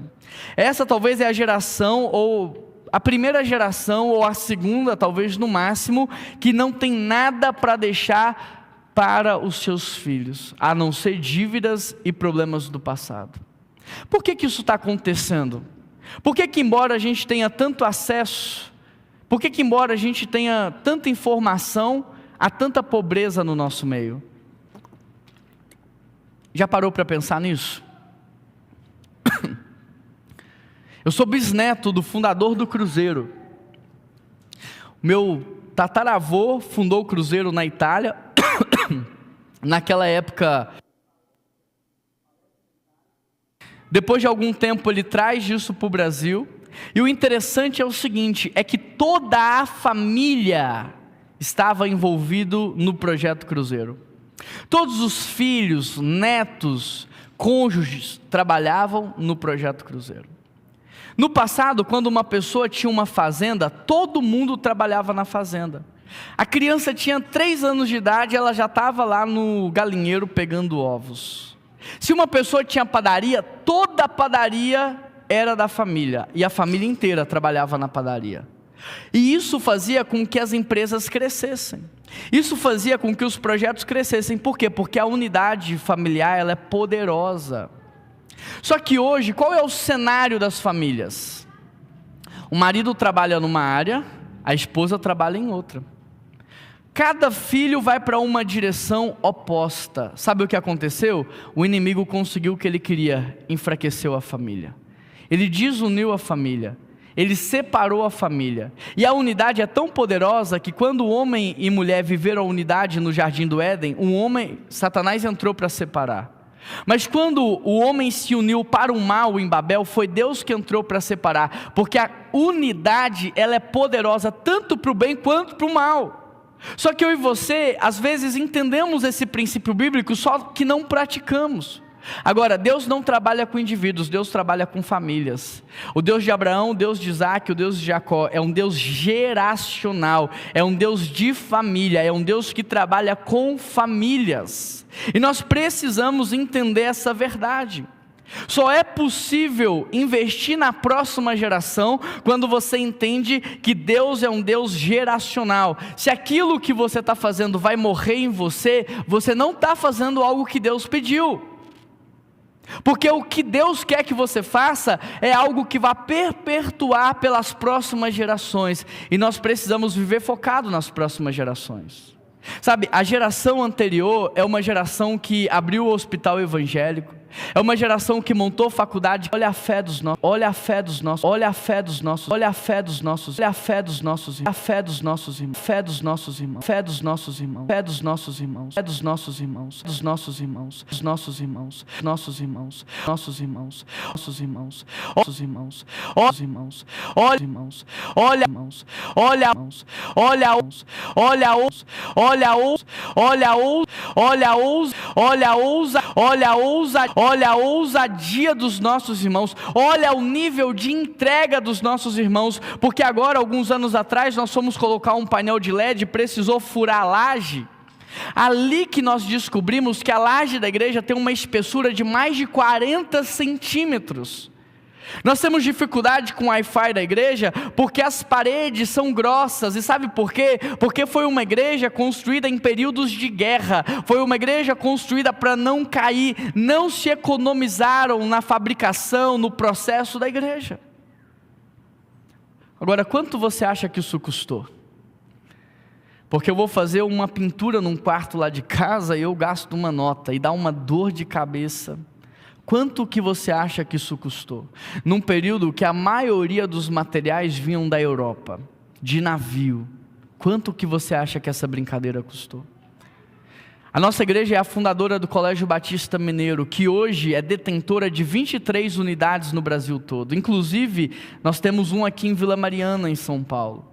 Mas nós temos em Porto Alegre, Manaus, Paraíba, Rio de Janeiro, Espírito Santo. Mas esse colégio nasce dentro de uma igreja, num tempo que ser cristão era algo que te tornava indulgente.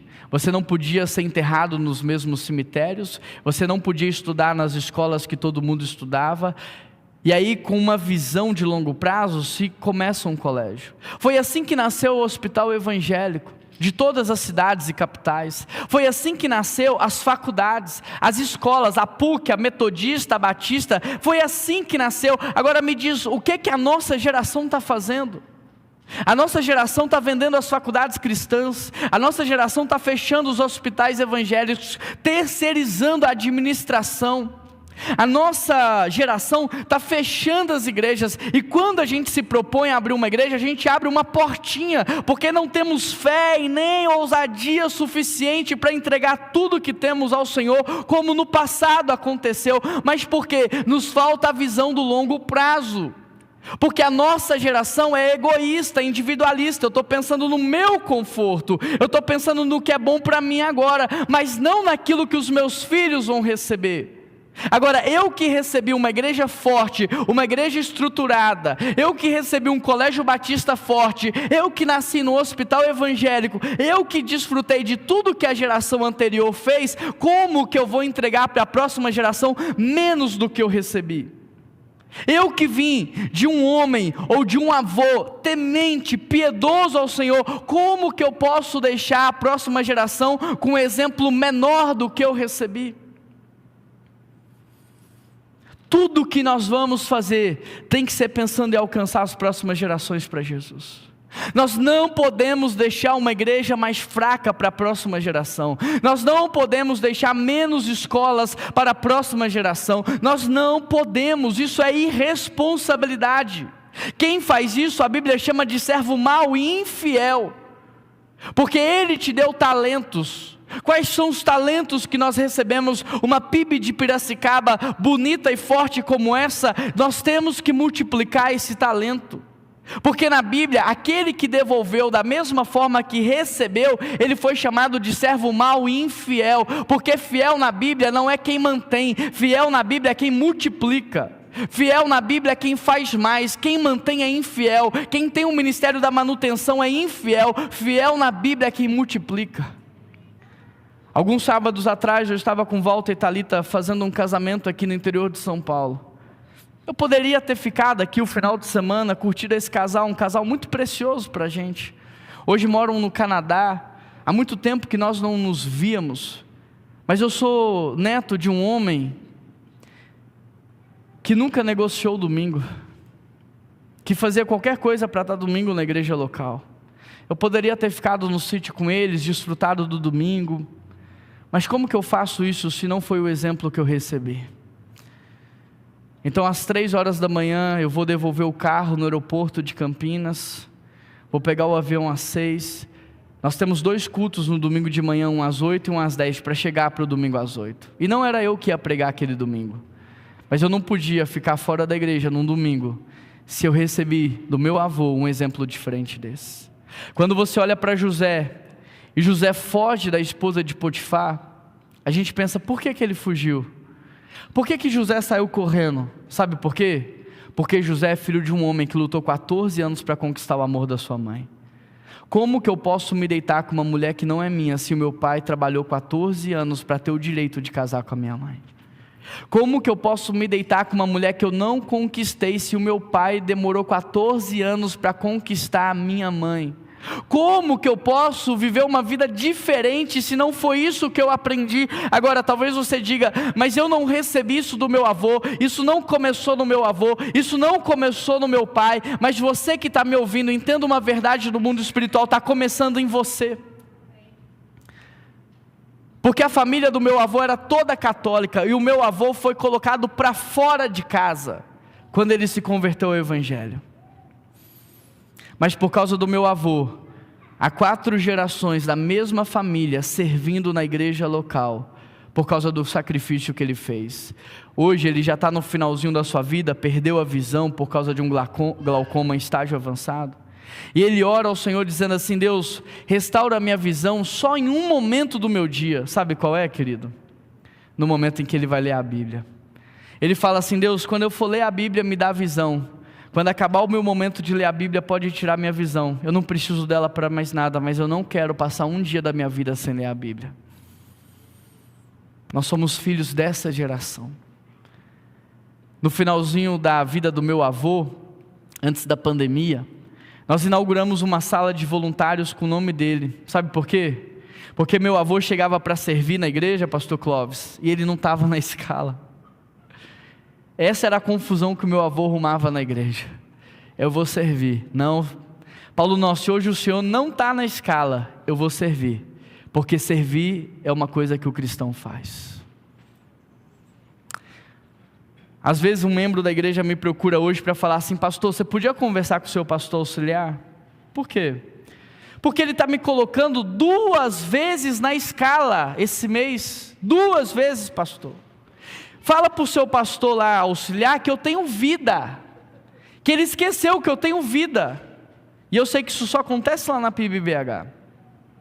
Eu olhei para ele e falei assim, querido, uma semana tem quantas horas? Você já fez as contas? Não, pastor, nunca fiz. Multiplica aí, uma semana tem 168 horas, você serve um culto, 1h30, esse pastor auxiliar te escalou 2 vezes no mês, 3 horas, 3 horas no mês, uma semana, 3 horas no mês, uma semana tem 168, multiplica por 4, você acha que isso é muito? Você acha que Deus vai te entender? Você acha que no dia do juízo final, Deus vai entender todas as suas explicações, Deus vai entender tudo que você colocou para Ele? Tudo que a gente está fazendo tem que ser focado nas próximas gerações. Eu falo para a igreja, olha, vocês são maduros, são cristãos experientes, vocês estão prontos para se sacrificar, sabe por quê? Porque numa relação, o maduro paga o preço pelo imaturo. O maduro paga o preço para o imaturo. Então às vezes não vai ser do jeito que eu quero ouvir a mensagem, às vezes não vai ser o louvor que eu quero ouvir, mas se tem um crente imaturo crescendo, se tem uma pessoa conhecendo a Jesus, glória a Deus. Porque essa é a minha razão de existir, levar pessoas aos pés da cruz. E querido, eu não estou falando que lá na igreja a gente não cuida da terceira idade, nós temos um ministério muito forte da terceira idade.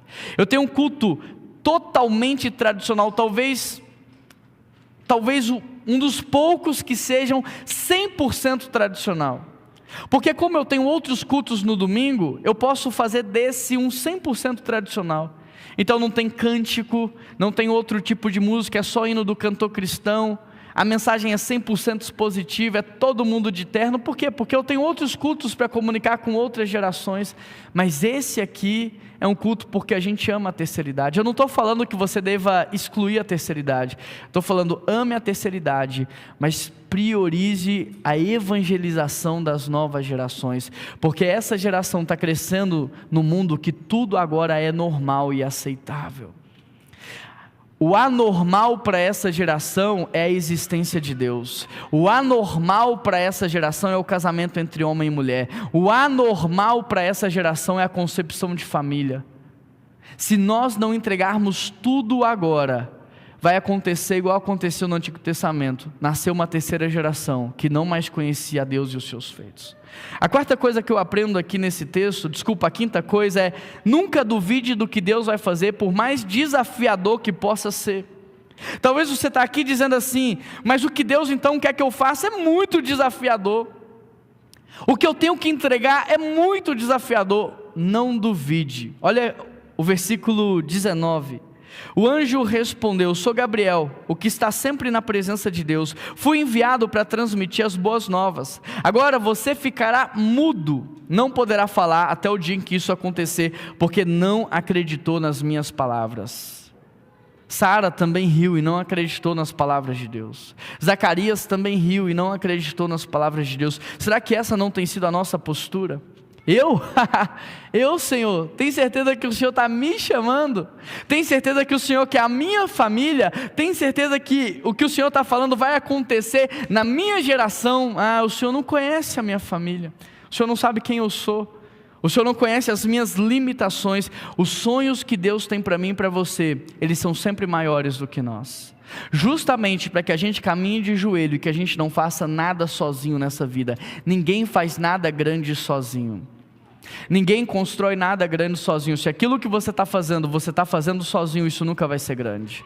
Se aquilo que você está fazendo, você não está fazendo em completa dependência de Deus, isso nunca vai perpetuar para as próximas gerações, porque os desafios que Deus tem para nós nos colocam de joelhos e nos fazem depender de outras pessoas, porque é assim que Deus quer que as coisas aconteçam.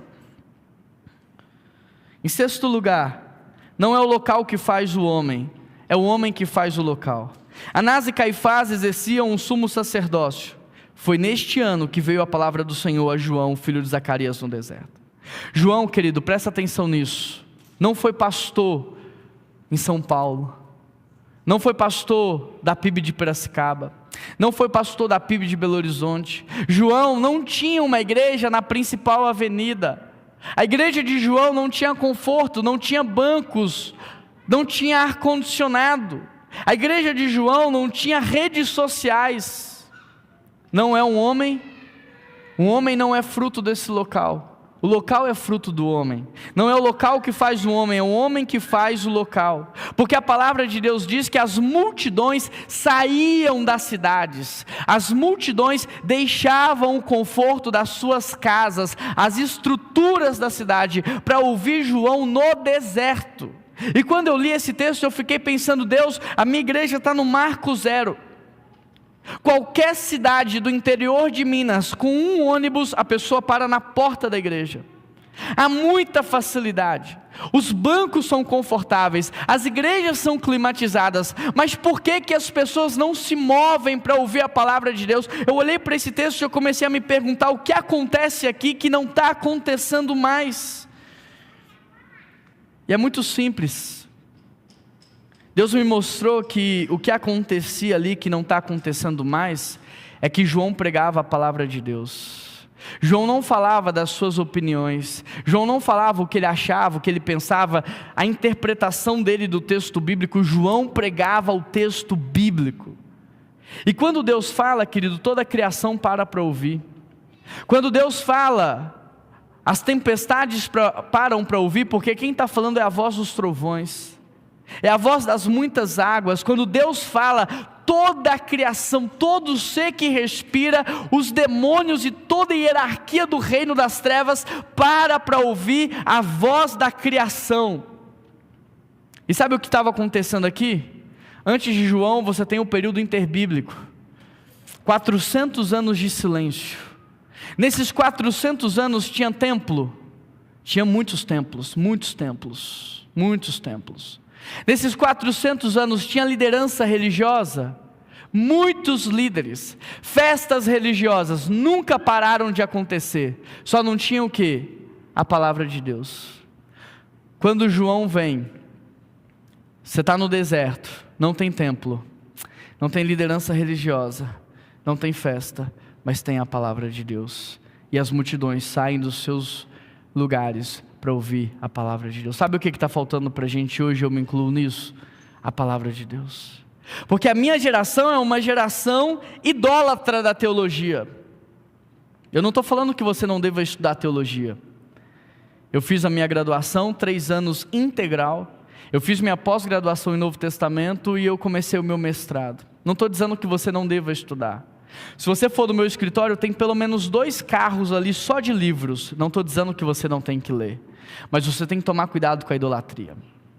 Porque hoje a gente idolatra muito mais o que homens falam do que o que Deus fala. Hoje nós pagamos para ouvir alguém falar de Deus, mas não paramos para ouvir o próprio Deus. Cuidado com a idolatria. As teologias passam com o tempo. Já ouviu falar em teologia da libertação? Passou. Já ouviu falar em teologia da missão integral? Passou. Já ouviu falar em teologia da prosperidade? Passou. Cuidado com as teologias, elas passam, mas a palavra de Deus fica.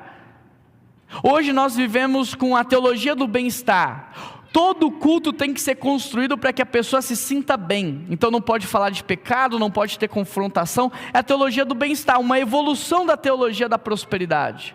Alguns jovens chegam lá na nossa igreja e falam assim: pastor, qual que é a linha teológica dessa igreja? Eu falo: é a Bíblia. Não, pastor, mas qual que é a teologia que vocês seguem? Eu sei o que ele quer que eu responda. Os jovens querem ouvir de mim assim: não, nós somos teologia reformada, é isso que eles querem ouvir de mim, mas nunca vão ouvir isso.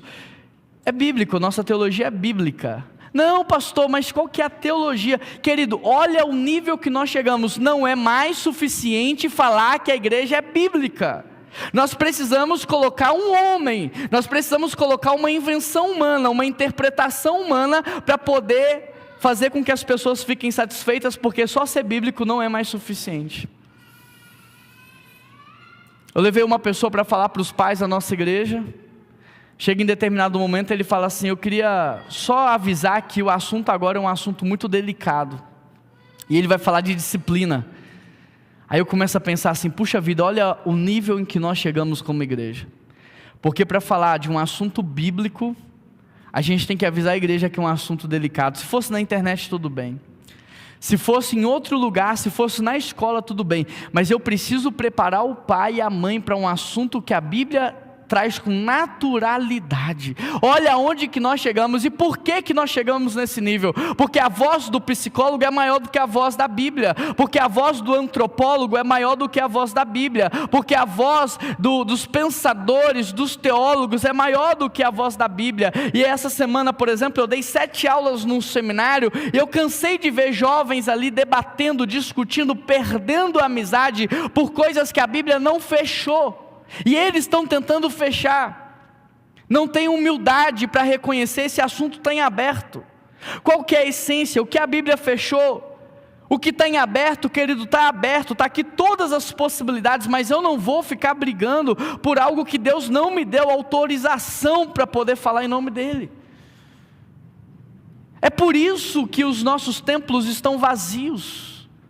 É por isso que os nossos grupos familiares estão vazios, porque há muita opinião humana e pouca palavra de Deus. É muito mais simples, é o que a Bíblia diz que você tem que fazer. Porque as pessoas estão lendo a Bíblia e falando assim: isso aqui não serve mais, isso aqui não funciona mais, eu acho que isso aqui não é bom. É muita opinião humana. Quem você pensa que você é? Você nasceu ontem, vai morrer amanhã. Você mal é especialista na sua área. Mal você domina a sua área. Só que a vida é muito mais do que isso. A vida na terra é mais complexa do que isso. Imagina a eternidade. Quem você pensa que é de verdade, para poder falar o que está certo, o que está errado? Gente, a Bíblia foi escrita em aramaico, grego e hebraico. 3 línguas mortas. Para chegar no português, isso passou pelo latim, pelo alemão, pelo inglês, para chegar no português. Você mal sabe português, é um analfabeto funcional, porque a nossa geração é essa. Mal sabe o português, quer fazer interpretação de texto? Quer fazer exegese? Gente, a gente precisa ter mais humildade. Chega um jovenzinho para mim: pastor, as únicas coisas que ele sabe é de ver vídeo no YouTube.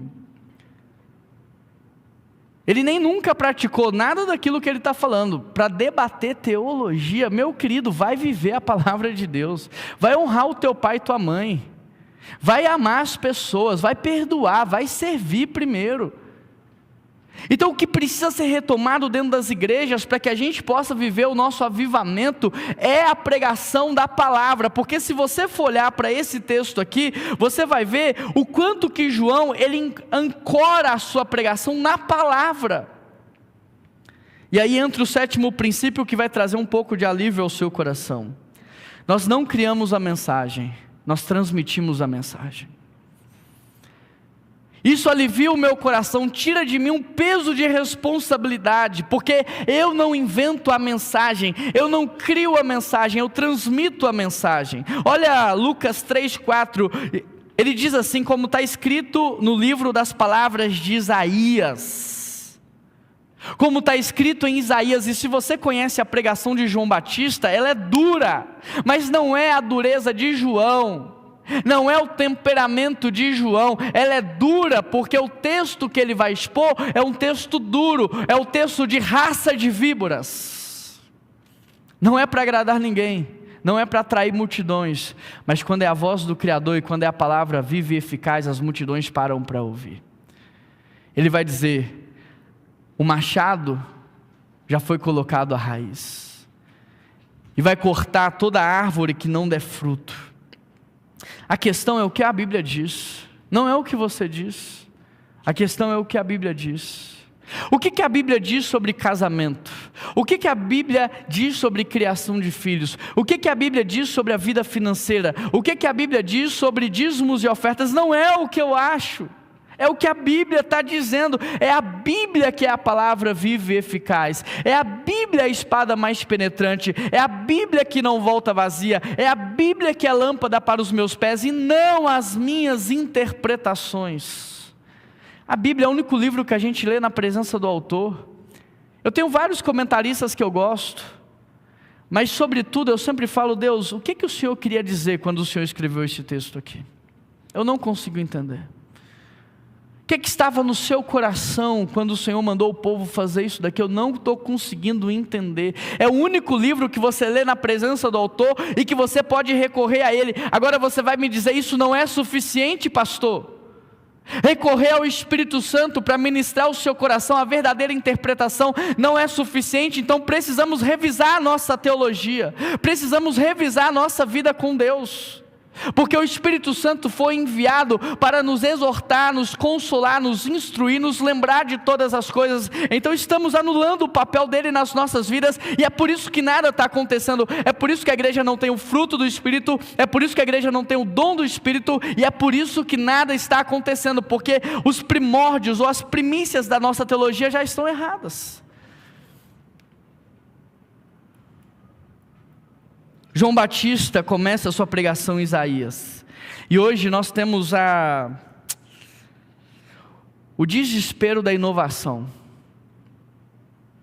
Quem prega e ensina aqui sabe o que eu estou falando. A gente é pressionado ao tempo todo a encontrar no texto alguma coisa que ninguém encontrou, é verdade ou não é? Pegar uma sacada, uma chave, porque é isso que está hypado na internet, é isso que faz uma pregação explodir na internet. E a gente está nesse desespero de tentar achar coisa nova, só que a Bíblia não é um livro de novidades, a Bíblia é um livro de repetição. São micro-histórias recontando macro-histórias, porque a educação acontece na repetição. Vai contra totalmente o que nós estamos fazendo. Olha o que João diz, raça de víboras. O machado já está posto à raiz das árvores. Nós não criamos a mensagem, nós transmitimos a mensagem. O 8º princípio, o apelo não é feito pelo pregador, o verdadeiro apelo é feito por quem ouve o Evangelho. Estou dizendo também que você não deve fazer apelo, eu faço todo domingo. E a gente está numa série na PIBBH chamada O que é ser cristão, que todos os domingos Deus tem nos dado a graça de muitas pessoas entregarem a vida para Jesus. Então não é isso que eu estou falando aqui. O que eu estou falando é o seguinte, olha o que o texto de Lucas 3,10 diz. As multidões se perguntavam, o que nós devemos fazer então? O apelo estava vindo da multidão que escutava o verdadeiro evangelho, que escutava a palavra de Deus. O que nós observamos é que o nosso apelo no final do culto, ele é a cereja do bolo. Porque enquanto uma pessoa está escutando a palavra de Deus, ela já está pensando assim, então o que eu devo fazer? Como que eu corrijo a minha vida? Como é que eu mudo? Como é que eu pratico? O apelo já está sendo feito pelo Espírito Santo. O Espírito Santo já está agindo naquele coração. E aquele apelo final é só a cereja do bolo. Sabe por quê? Porque o diabo não é onipresente. Ele não está em todos os lugares. Segundo, ele só tem 1/3 de anjos trabalhando para ele. É um exército muito pequeno. E terceiro, ele não conhece a sua mente e o seu coração. Ele não é onipresente e onisciente, são atributos de Deus. O apelo que nós fazemos no final do culto é uma manifestação pública ou um testemunho, principalmente para as realidades espirituais entenderem o seu posicionamento, porque o diabo não conhece a sua mente nem o seu coração. Então é só um testemunho público da decisão que você está tomando, mas o verdadeiro apelo está sendo feito pelo Espírito Santo, enquanto uma pregação ela é feita.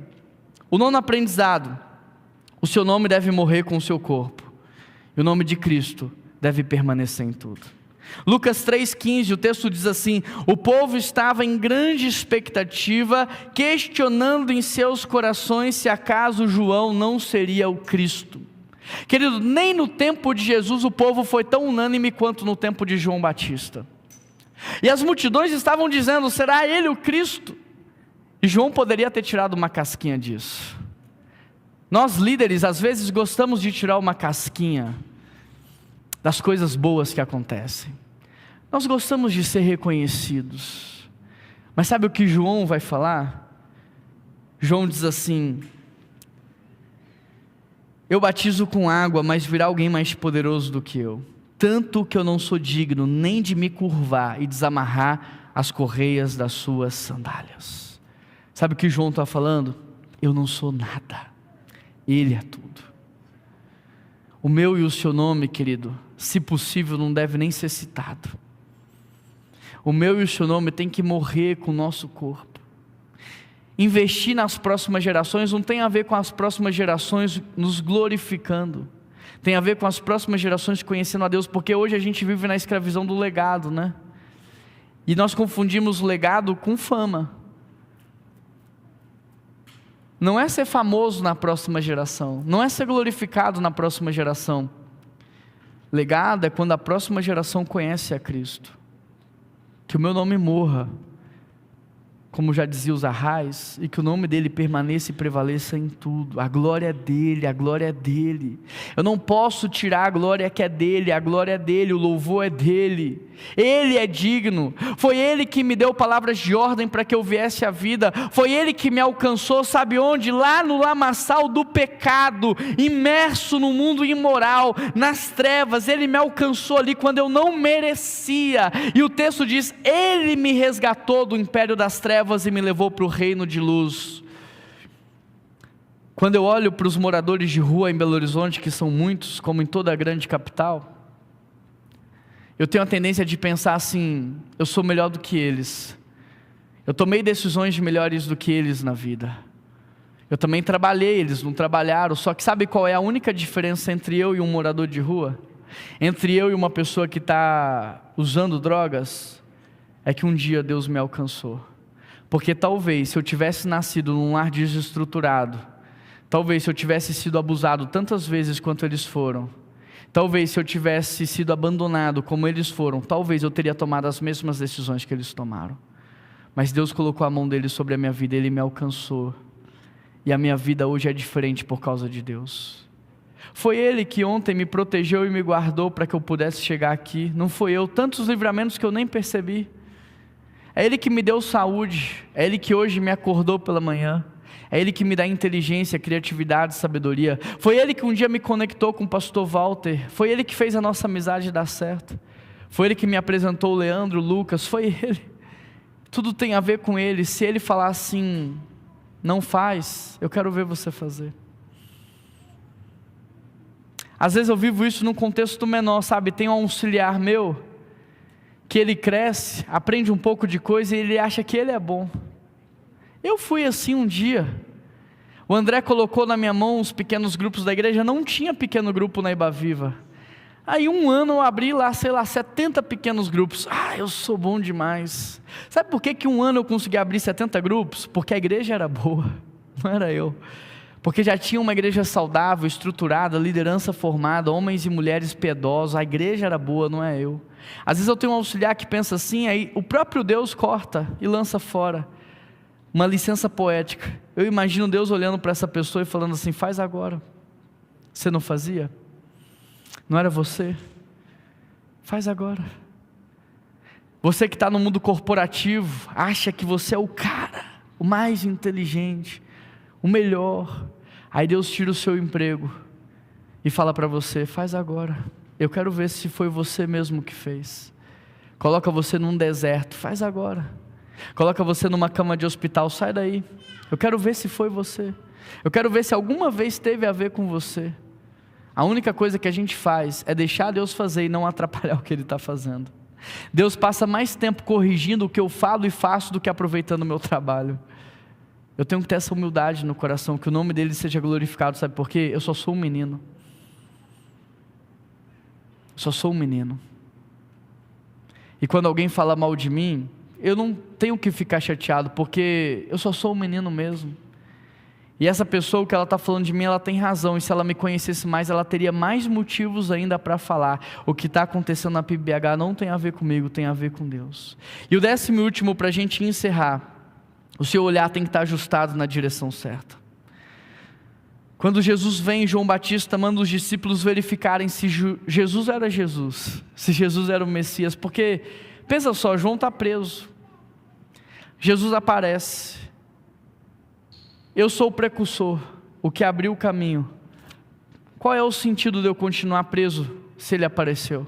Vão lá e verifiquem se ele é o Messias. Aí Jesus fala assim, falem para João tudo o que vocês viram e ouviram. Os cegos voltaram a ver, os leprosos foram purificados, os paralíticos voltaram a andar e os mortos ressuscitaram. Talvez Deus estivesse dizendo para João assim, João, para de olhar para aquilo que você gostaria que eu fizesse e eu não estou, e comece a olhar para aquilo que eu estou fazendo, porque eu estou fazendo muita coisa. Talvez Deus não está fazendo o que você quer que Ele faça, mas Ele está fazendo muita coisa. Talvez Deus não está fazendo do jeito que você gostaria que Ele fizesse, mas Ele está fazendo muita coisa. E quando eu olho para a direção errada, a tendência do meu coração é murmurar. Mas quando eu olho para a direção certa, a tendência do meu coração é glorificar ainda mais a Deus. Feche os seus olhos, eu quero orar por você.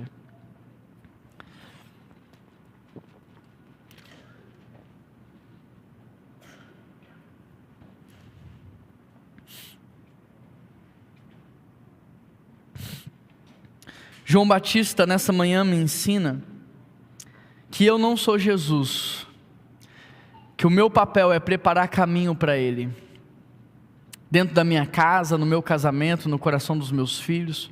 Não sou eu que salvo os meus filhos, eu só ajudo os meus filhos a conhecerem Ele. Não sou eu que faço a minha igreja crescer, eu só ajudo Ele preparando o ambiente para que Ele faça aquilo que Ele quer fazer na vida da igreja.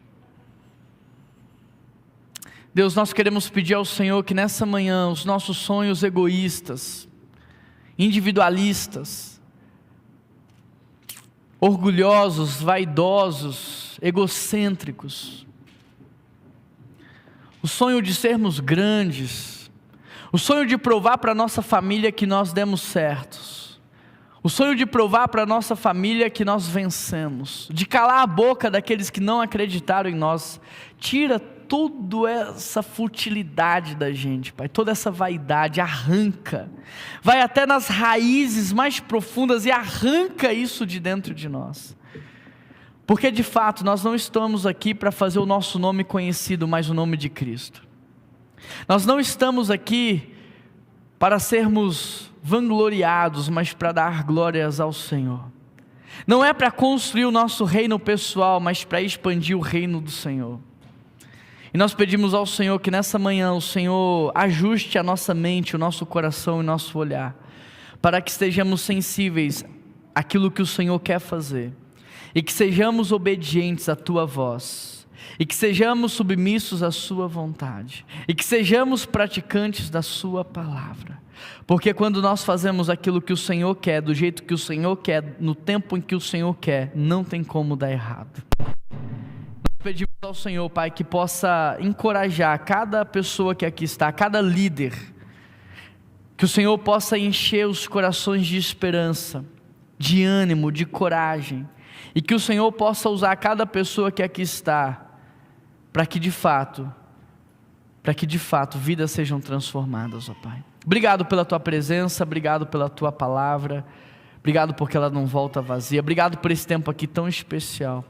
Em nome de Jesus que nós oramos, e toda a igreja diz, amém. Que Deus abençoe vocês. Obrigado, viu? Amém. Fiquem em pé, queridos. Nós já estamos encerrando esse momento da manhã aqui. Obrigado por você ter vindo.